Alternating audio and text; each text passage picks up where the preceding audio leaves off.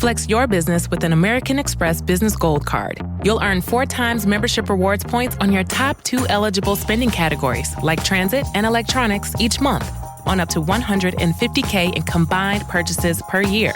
Plus, you can now earn 3 times membership rewards points on flights and prepaid hotels booked on AmexTravel.com. Terms and points cap apply. Learn more at americanexpress.com/business-gold. Amex Business Gold, built for business by American Express.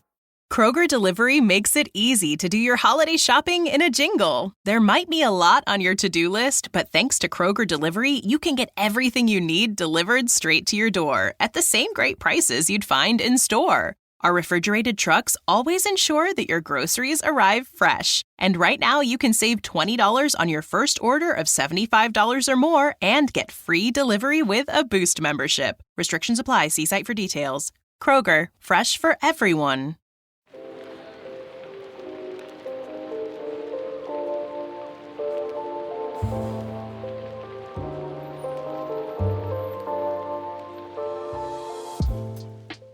Welcome to Book Talk for Book Talk with Jack and Amy, a literary podcast where we deep dive into the writings of your favorite novels. This winter, we are hosting a book club while we prepare our 10-part literary analysis of Sarah J. Maas's Throne of Glass. This is Jack. And I'm Amy. And each week we'll discuss one book from our winter book club roster. By using our literary background, we'll provide our flash analysis of each book as we discuss listener thoughts. This is part 1 of this week's episode, where we're discussing One Dark Window by Rachel Gillig. As a warning for part 1, and then I will just insert this into part 2, so like pretend it's original. I am at my mom's. We're recording this the Monday before Thanksgiving, so I'm a little echoey, and then if you're watching this, I'm so sorry. I don't know what lighting situation is happening, but I don't have a filter on. I just have a lot of weird light on me. As Jack says, Monday morning, so there's construction happening across the street, so we'll see what happens. This is going to be such a special episode. It always is, but like, you know, extra. I have been dying to have this conversation with you. I know, me too. This one hurt in a good way because I was like, I want to talk to you. I finished this so long ago, and I started listening to the second one because I was like, I can't hold back. That's why it took me so long to finish Stardust Thief. Because you're busy listening to another one. I only got halfway through it, so the truth will out. It will. But I will not discuss book 2 spoilers because I haven't finished book 2, so there's no point in me discussing it. So as we like to do our warnings, we both listened to it. We did not read it. One of us followed the assignment and only listened to part 1, mainly because I didn't have enough time to get into book 2. But I'm happy you did, because I was like, I feel like so many books. I'm like, I just want to do the next one. Yeah. And yeah, okay. So because you started this torture. 10 words. 10 words. Oh no. Why? Okay. We're describing it, right? That's like the rules that we've set upon ourselves. Yes. Okay, Or like our reaction or our feelings or whatever. Yeah. An extremely original fantasy book with unique magic and love. Nice. Mine's going to be very similar, I think. Okay. I have my hands up ready for you. An enthralling world and magic with characters I need one more word. Really love? I was going to say will devour. Okay. Yeah. I want to say want to devour, but I will say will devour. Again, we go full caveman with this. Like, what food, what devour. Yeah. When we did like our original post announcing what books we're covering, Guild, one of the most popular ones that people were like, can't wait to see what you have to say. This one was by far the number one. One Dark Window. Can't wait to see what you had to say. Please, can't wait for One Dark Window. Loved One Dark Window. One Dark Window. And it didn't disappoint. It didn't. I've got goosebumps. I had no idea what we were going to get into with this. I was worried that because it was so popular that we would be disappointed. But let me tell you. Oh, tell me. Raven is my new forever book boyfriend. No, because we were going to fight for him. No. I don't like that many men. Give him to me. He is my book boyfriend. Like okay, so I guess we're going to start at the top then. Okay, or do we wait. We should like discuss other things before we get straight into Raven. I think we have to talk first about the world and why And we're magic. so, yeah, and the Mhm. magic and why we're so engrossed in it. Yeah, it's great, it's unique. I feel like this reminds me a lot of Once Upon a Broken Heart, and I've been confusing the 2 of them because of the once of it all. Mm, One and once, and I was like, "Oh my goodness," but, like, you have a magic system, and there's a lot of cards based in the magic mhm, system, different from Once Upon a Broken Heart, but it kinda reminded me of, like, this idea of magic is defined by a deck of cards, mhm, and you have extreme set like, rules with this. Like, this mhm, is high fantasy where it's like, what can people do with these cards? mhm, Are there limitations with it? Where does the power come from? Can the power end? And those are all the things that, like, when you're developing a world and you have a magic system that you should ask. Like, sorry, SJM, but we're going to rag at it on it a mhm, little bit when you think of Akatar. And this is fine too, but like, where does the magic come from is such a good question. And here we have with the cards, not just where the magic comes from of what people can wield, but also where the magic literally comes from. Where mhm, do these cards come from? mhm. And on top of all of that, what are the consequences of using magic? I Yeah. really, really have a hard time accepting worlds where there are no consequences to magic Mhm. because you're using forces beyond human nature. So it Mhm. makes sense that there would be a price for that. Yeah. So things like Avatar, things like Harry Potter, you're like, okay, like you enjoy Mhm. it, but something that is like there are consequences, you have to really judge what you're willing to sacrifice in order to use this magic is so captivating Yeah. because every decision is going to come back to bite them in the ass. It also does a lot for an author to have to write around those boundaries too. Like, Mhm. I'm sure there were so many times that she would think like, "Damn it, I need them to get to point Mhm. C, but it's gonna be hard because the magic won't allow this or there are Right. rules to that." Right. Not just that though, like, you also have every consequence and every time we saw magic being used, magic being a form of punishment or whatever it may be, it really felt like it was a part of the plot Mhm. and not necessarily like, here's just a random example of magic. Like, it was used, I don't wanna say sparingly because they used it a fair amount of times. Intentionally. It was all very intentional, but that makes sense because they're humans. They don't have magical abilities naturally. So, if you're gonna tap into this, quite literally, they tap, then you have to know when you're doing it. But it's not like we understand that from page 1, right? Mhm. There's a slow trickle of information about these cards that I really appreciate. I think that Gillig did pretty masterfully if you think about it, because there's a mention of Providence cards, and you're like, what the fuck is what Yeah. what the fuck is that? And we understand pretty early the nightmare card. Mhm, mhm. And then we are one by one kind of introduced to the powers of each card. Even though they might be described here and there, we actually get to see them in action, which I Yeah. really appreciate. They're not this like, except for maybe the twin alders, they're not this far away figment that have no bearing on the actual plot. Every card serves a purpose in the plot. Yeah. Although I will say it took me a little bit to be like, "Oh, wait, Black Horse is the card," because I was Mm. first a little longer than I thought. I was like, "Where are these black horses coming from? What makes them different than other horses?" Because there's a certain amount of horses cards, that each one has. Like, it tells you early on how many I mean, Yeah. but like you said, not page 1, but it tells you how many cards and and, like, each one has I hope at the book, because I will 100% buy this book because Yeah. obsessed with it. I hope there's, like, a thing at the beginning that has, like, a number count for, like, how much each of these are. There is a description of the number count at one point. Yeah, but, audiobook, you think I'm gonna Yeah. remember No, that? no, I no, need no, no. visual. I like to think of it as tarot cards meets the 12 days of Christmas because it counts down from 12.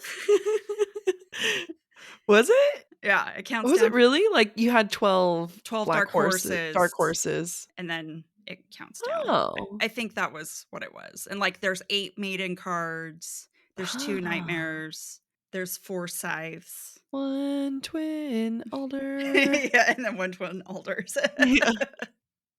I will say the one thing I know about the second book, and this is not a spoiler, is that it does go into the making of the cards. So you get more backstory on the cards in the second book. Yeah, it's so refreshing when you go into a new magic system, and I think that that's what I've been feeling the most out of this book club, is that every time we've read something that is just unique, right? Like Mhm. Spark of the Everflame or Guild, like every time there's something that's just kind of more unique, it Mhm. makes me hungry for it. Actually, I mean, yeah, unique. I was like, guild unique, it's unique. Yeah, like, but then whenever there's something that's beyond, like, I wave my hand and this thing happens and like random shadow magic, it does Mhm. make me excited and really hungry for it. I think that that is probably what's been a big positive. Actually, I can tell you that's a big positive because we asked for listener comments and some people said that loved how unique the magic system was and the spooky vibes were good. Mhm. I think that the magic system was really unique. Complex magic system. Love the magic system. Unique compared. Unique magic. Okay, so A lot. I mean, everyone keeps using the word unique. I guess that's the main word. We've used it, so We're accustomed to wands. We're accustomed to shadow. waving a hand. We're Yeah. accustomed to shadows. Like, shadow daddies are a common theme. Mhm. I wouldn't call Raven a shadow daddy, but he has shadow daddy vibes. But it doesn't look like Reese or Rune Yeah. or, some of the other ones that we're Yep. accustomed to. So, huge points for Gillig. She created this fantastic world, and I could not stop listening to it. I listened to this book so fast. I would listen to it as I was laying in bed trying to fall asleep, being like, nope, fuck sleep. I'm going to keep listening. One dark window, more like two dark eyes, because I am not getting any sleep tonight. Yeah. Yeah. I wanted to look up the fan art, I wanted to look everything up, but I was, like, too worried of spoiling it, and this is, Hmm. like, one of those books where I can't wait to buy it and read it because I know it's gonna be a different experience reading the book than just oh my god, like, I was texting my cousin, I'm like, "I can't wait for book club to be done so I can go back and listen," and I felt that way about Spark of the Everflame, so I am screwed. That's what we've got here. Pro tip, I put the Barnes& and Noble exclusive editions on my Christmas list for my family. So, Holy shit, hold on. Wait, what do they look like? they have spray painted What do the pages, edges look like? like kind of like a gothic Victorian wallpaper, but it's got windows on it. Now, you can't start something, Amy, and not expect me to want the exact same thing that you want. Oh, that's so pretty. Yeah. Okay, well, I would ask my mom for these, but my mom did tell me she doesn't want to buy me books. She would like to buy me something, quote, fun. Oh, burn. I was like, cool, shove me into a locker and call me a nerd or something. Yeah. She's such a boy. Yeah, it was like dweeb. Like I was like, okay, like audiobooks? No, I want something that I enjoy giving you. So on brand for her. Yeah. Okay. So one of the other positive things that I think lends into this conversation about the magic and everything and the vibes there is everyone loved Nightmare. Yeah. Okay. Yeah. Amy had like a very visceral reaction to that. What I think is so lovable, so he's taking over her body. That is her Mhm. degeneration, her being Elspeth. We should inherently not be okay with this, right? He's Mhm. kind of a parasite and he wants to do things against her will. She does consent to him helping her, which is Mhm. essentially consenting to her degeneration. I can't say anything else because I've started reading the second book. Well, you know what? This is your fault. You did this to us. It Uh, is. okay, well, now I have to say my opinion, and you can't have feelings on it. Yeah, yeah, yeah, yeah. I do have something I can say that is book 1 Okay, go ahead. only. No, no, no, you go first. So what I like about him is that there's a complex relationship there. Mhm, From book 1 standard, he doesn't feel guilty, at least what it seems like. He doesn't like it necessarily, but he also like wants it, like he wants to have a body again. He wants to be in charge and, be able to exact, I'm guessing, revenge or something. And that is his goal, right? mhm, Now, at the same time, I felt like there were very clear moments where he cared about Elspeth. Like every time he called her dear one or dearest one mhm, something where I was mhm, like, no, he likes her. And there was moments that like, he would come in and just be like really panicky and worried for her. And it sounded like he was truly worried for her. mhm, And even when Raven at one point came into her head, and she's trying to kick Raven out of Elspeth's head, the nightmare comes in and he screams, "She said get out." And I was like, "Oh, he defended her." Yeah, I'm glad you reminded me that he does say dear one in the first book because there is a shift, right? He's condescending to her for part of the book, Yeah. but you see this gradual progression, especially as she's degenerating. He cares, right? She's not just a host, she's someone he's watched over for Mhm. 11 years. So there is this connection, there is this bond. What I think really sets the tone for me is that first scene when Elspeth is a child being pushed out the window Yeah. and she passes out, but he essentially moves her body for her so that Mhm. she is not captured by the physician. That really sets the tone for you, right? On Yeah. one hand, it could be self preservation Or or he, like, wants not, to take care of this little kid. or this little kid is going to be killed, so Yeah. he has enough compassion to save her from that situation. We'll be right back.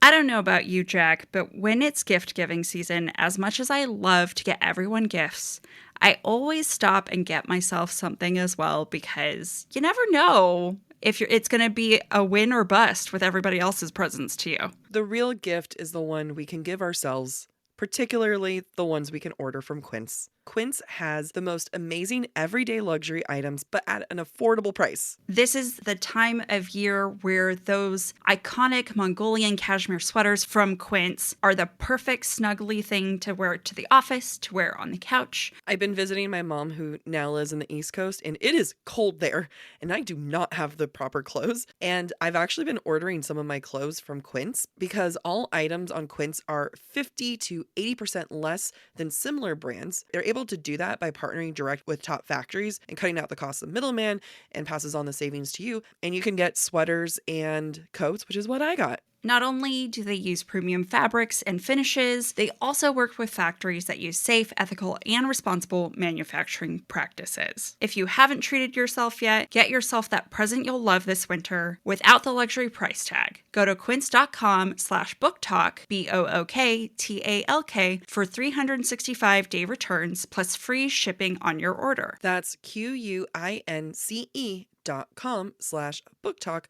BOOKTALK, to get free shipping and 365-day returns. Quince.com/booktalk.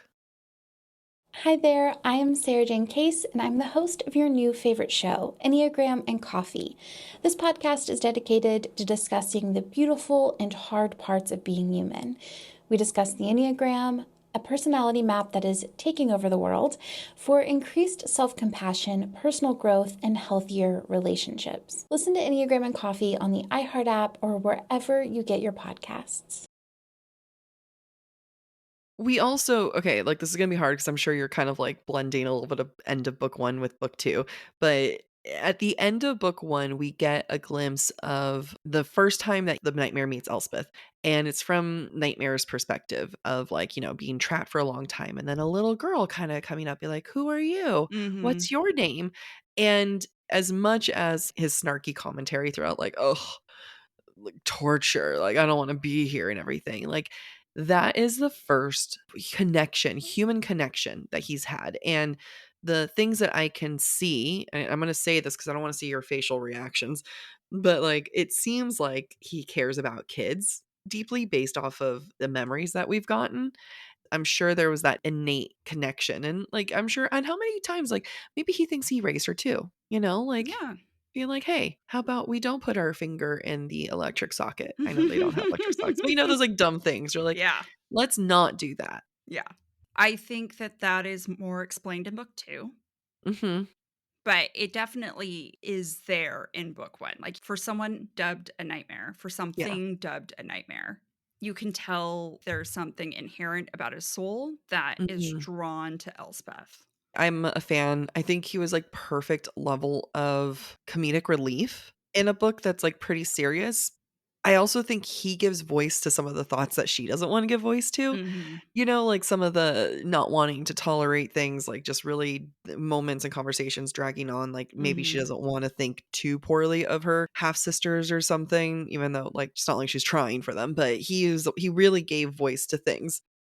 I also like that it was explained that he kinda comes and goes in her mind. Yeah. He's not constantly there, so there are moments of reprieve, and then, like, for me, I'd be busy being like, "Are you there when I got my period for the first time? Like, are you watching while I'm in the shower?" I would be so in my mind, like, "I heard you fart," Like, I don't need, like, a nightmare card in my head calling me out for the dumb shit I do. Yes, yes. And doesn't he and Raven have that conversation? No, that's in book 2. You ruined us. No. I didn't So, yeah. spoil anything. I didn't spoil the extent of the conversation. I want to go back to something one of the comments said about the spooky vibes. Uh-huh. From the beginning, I don't know if this was your case, but it does feel very gothic, Yeah. very contained and trapped. And, and part of that's the mist, part of that's the wood. But you feel that kind of constantly being watched and Yeah. trapped the entire time. Yeah, and that's one of the other pros a lot of listeners called out is the fact that it does feel so gothic. Mhm. And it is a sense of like situation mixed with environment, mixed with description. Mhm. Like you said, like I think you called it out everything. It's the mist, it's the feeling trapped. Well, why is it trapped? Because people are watching and lurking all around, like you Mhm. can't really fully believe everyone that you're around. You also have like falling apart castles and it's just it is a very spooky vibe. Mhm. It made me think of this where this is Rachel's first book. Have you looked into her?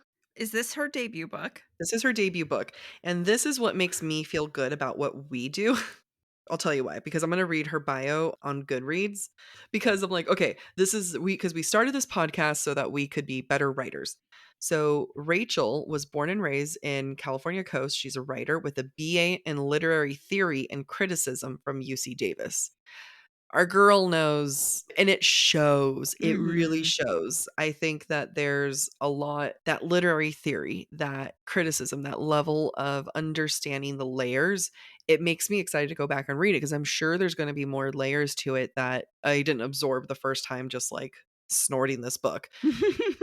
I feel like that gothic vibe was done not just intentionally for a mood setter, but done intentionally for, I don't know, maybe even just like plot and driving the narrative along and themes that we haven't even begin to explore. I definitely felt like there was some Edgar Allan Poe inspiration when I was Mhm. reading this, not only for the vibes, but also Raven, his name, the Raven from Evermore, like in the best way possible. Gillig took Evermore. No, I think you're spot on. There's like the cards are in the floor, the body is underneath, like evermore. Yeah, I think Yeah, that's great. That's a good call. It's a good call. I didn't put Edgar Allan Poe, but I got it. I you called it. got it, kid. What should we discuss next? There's so much to discuss. Let me read a couple of the negatives, I suppose. I don't want to be like, I disagree, but someone says that it's only a duology. That's funny. Well, yeah, I get that. I mean, I would love for this to go on for years and years and years. So I think this is a fair one to discuss. I feel like it was slow and lacked depth. Felt like it could have been a lot more. I feel like, and I was actually thinking of this as the book was coming to an end because at one point, at the very end, when they were doing that truth game, truth or Mhm. die, I looked at my phone and I was like, we only have an hour and 20 minutes left of this book. So this is what you would almost consider the climax, or at least like leading up to it. And, everything is going to be happening, wrapping up quickly. In that moment, I kind of sat there and I thought, okay, what happened? What was really going on? Like, there's not much in the definition of crazy action, crazy intense things. There's not much happening. Mhm. However, I do feel opposite of them. This The listener, list of the listener of their thoughts. Like, I mean, because I don't think it lacked depth, and I can understand the vibes that it was slow, but for me, it wasn't slow. just to play devil's advocate, what is your definition of depth and how it applies to this novel? Mhm, mhm, mhm. what strikes me as depth and what strikes me as like things that resonated, I guess, would be the concept of I don't want to say letting yourself go, but the concept of I'm trying to like figure out how to say this because it feels like it's in my brain and I don't know how to get it out or what I'm truly thinking. So I'm going to ramble a little bit and hope that this makes sense. So when we did Spark of the Everflame, I felt like it was very clearly mental health coded, right? Like Mhm. I felt like there was a clear cut, like this is a book on narrative about mental health. There was a moment where I thought of that too here, and I kind of walked away being like, no, I don't feel that way. Like it wasn't as hard of a messaging. Mhm. I felt like this book had a lot to do with, I don't want to say like, finding the strength within yourself, because I don't think that does it justice. Like, I Mhm. think that's just not, I'm not accurately saying that. I think what makes this book have depth for me is the fact that I'm struggling so hard, to figure out like what I'm trying to encompass because I guess it would be like there's just so many emotions happening, and I had many emotions listening to it beyond, "This is so good, I wanna read more." I felt like it invoked a lot more emotions, and I need to sit there and kinda think about which emotions and why did it invoke it. And that's a personal thing to each reader. Right. So that's, one by one. Okay, you put me on the spot, now you.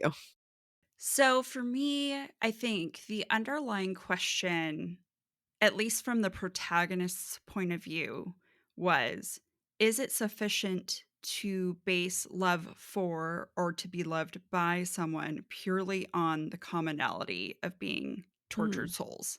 Like having the Mm. same problems. Like, is it enough that Raven falls in love with Elspeth only because she is like him? Mhm, mhm. I mean, and we don't know that that's the only reason, but that's a question Elspeth struggles with, right? Yeah. And for Elm, Mhm. who has grown up with Raven, who loves Raven like a brother, it's not enough. Yeah. It's in fact a hindrance. And so the many different forms of love and what that looks like across all these characters is a Yeah. huge theme. And what does it mean to be family? What does it mean to have things in common? What does it mean to lie? I think it plays with really fundamental concepts of human nature and how we form relationships. Mhm. And we see that with how Elspeth's father treats her, how her stepmother treats her, Yeah. and yet how the Hughes take her in as if she's one of them. I wanna play off of what you're saying because 'cause you're finally saying giving words to, like, yes. I think that also allows Elspeth to choose the kind of love she wants. Mhm. I think it gives her courage to do that, and she's weeding out, right, like, the love that her aunt, uncle, cousin, half-sister, stepmom, dad gives her, and then finally here she's finding and discovering a love that she truly wants, at the same time battling with the nightmare because you can't say that there is not love between the 2, Right. and she wants the nightmare out, but who is she without the nightmare? Can you love yourself and not love the nightmare within? Mhm. Ooh, there you go, there's your theme. And it doesn't have to be, like, in our face about it. I think, Mhm. as we can see, it's very compelling even without those themes knocking us over the head. I think that these themes are explored purely by the plot, not just by sitting down and having conversation. And that's, to me, makes a masterful story, that the plot in and of itself is driving the fundamental questions of what does Yeah, it mean to be loved.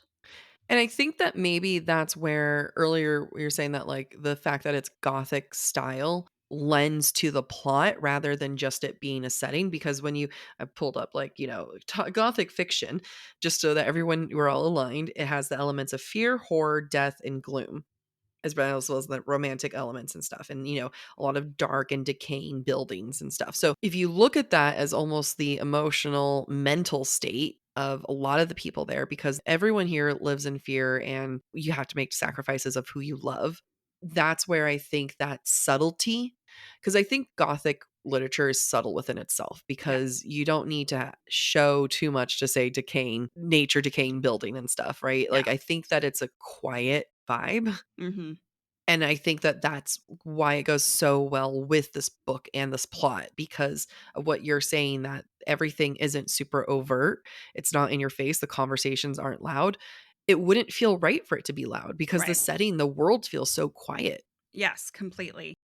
I think it's perfectly encapsulated just in the scene at the market when the parents and the boy who's infected come up and they send the parents into the mist. Yeah. You know, do you choose to love someone quietly despite the fear and the threat that is towards you and them, or do you give them up? Do you sacrifice them for your own good? Yeah.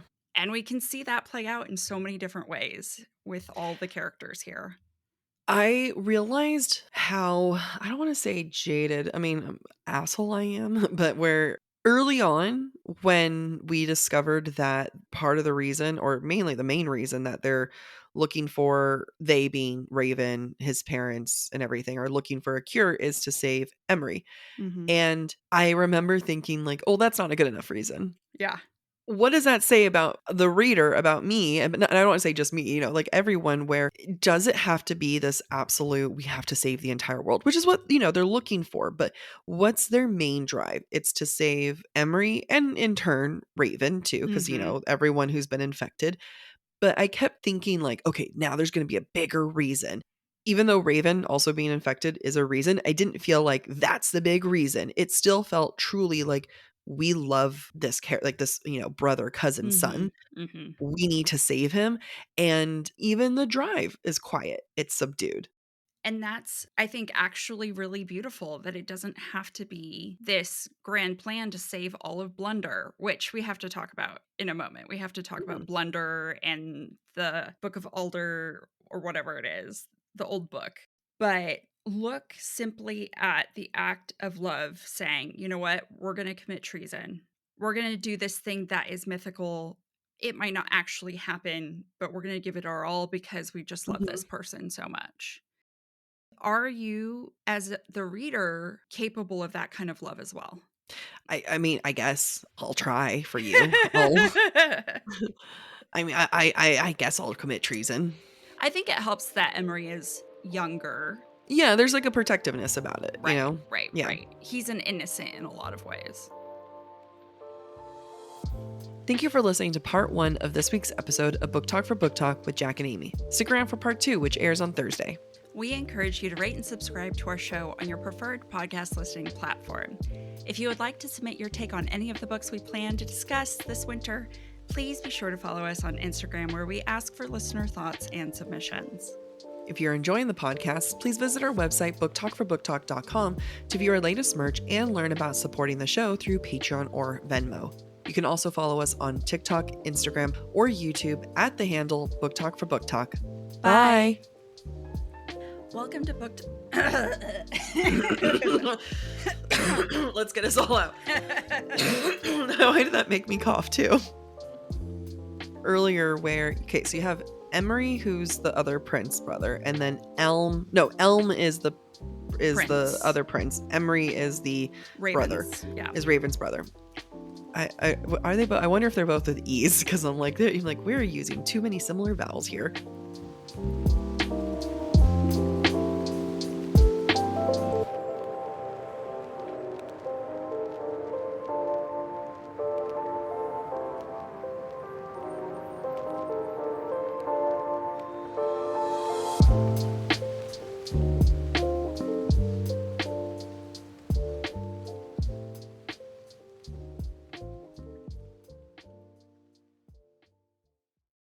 I don't know about you, Jack, but when it's gift giving season, as much as I love to get everyone gifts, I always stop and get myself something as well, because you never know if it's going to be a win or bust with everybody else's presents to you. The real gift is the one we can give ourselves, particularly the ones we can order from Quince. Quince has the most amazing everyday luxury items, but at an affordable price. This is the time of year where those iconic Mongolian cashmere sweaters from Quince are the perfect snuggly thing to wear to the office, to wear on the couch. I've been visiting my mom, who now lives in the East Coast, and it is cold there, and I do not have the proper clothes. And I've actually been ordering some of my clothes from Quince, because all items on Quince are 50 to 80% less than similar brands. They're able to do that by partnering direct with top factories and cutting out the cost of middleman, and passes on the savings to you. And you can get sweaters and coats, which is what I got. Not only do they use premium fabrics and finishes, they also work with factories that use safe, ethical, and responsible manufacturing practices. If you haven't treated yourself yet, get yourself that present you'll love this winter without the luxury price tag. Go to quince.com/booktalk, BOOKTALK, for 365-day returns plus free shipping on your order. That's QUINCE.com/booktalk, BOOKTALK, to get free shipping and 365-day returns. Quince.com/booktalk.